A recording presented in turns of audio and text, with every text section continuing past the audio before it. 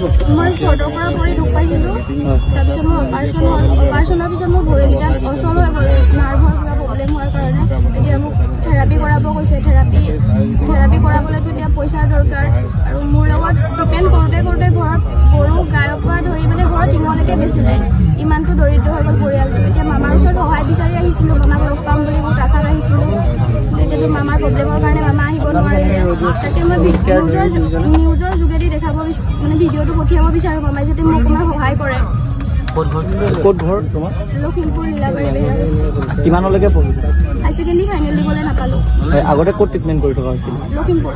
লখিমপুৰৰ যিগৰাকী বিধায়ক তেখেতক জনোৱা হৈছিলে নেকি এই বিষয়ে? হয়, জনোৱা হৈছিল। আৰু তেখেতে কি কৈছিলে? 10,000 টকা চেক দিছিলে। আৰু ট্ৰিটমেণ্টৰ কথা কিবা কৈছিল?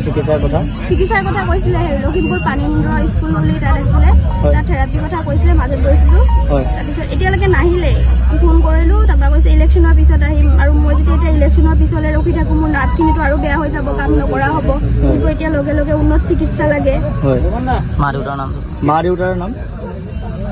পাপাৰ নাম অমৰ চৰকাৰ, মাৰ নাম ৰঞ্জুমণি চৰকাৰ। দেউতাই কি কৰে? পাপাই হোটেলত কাম কৰে। পঢ়া শুনাটোতো তোমাৰ চাগে বন্ধ হৈ আছে চাগে, নহয়? পঢ়া শুনা বন্ধ হৈ আছে। মামাক কি জনাব বিচাৰে? মামাক জনাব বিচাৰোঁ যে মামাক উন্নত চিকিৎসা লাগে, উন্নত চিকিৎসা দি আছে। ফোন নাম্বাৰটো তোমাৰ যোগাযোগৰ? 9365960183। লাহে লাহে কোৱা। 9365960183। ছোৱালীজনী আত্মীয় এজন ঘৰত আছিলে, তাত কাপোৰ মেলিবলৈ গৈছিলে। সিহঁতক ঘৰত কামো কেতিয়াবা কৰি দিয়ে।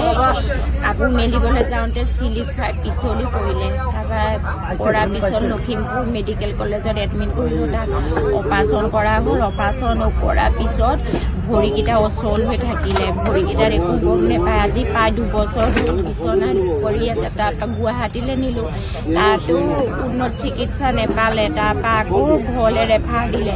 ঘৰলৈ অনাৰ পিছত আকৌ পাটনালৈ লৈ গ'লোঁ।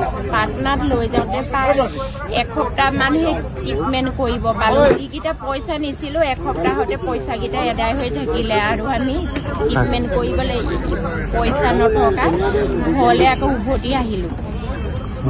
এতিয়া আমি মামাৰ ওচৰলৈ বহুত আশা বুকুত বান্ধি আহিছোঁ। মামা মানে মুখ্যমন্ত্ৰী হিমন্ত বিশ্ব শৰ্মা মামাৰ ওচৰত বহুত আশা বুকুত বান্ধি আহিছিলোঁ। তেখেতে বহুত সহায় কৰিছে।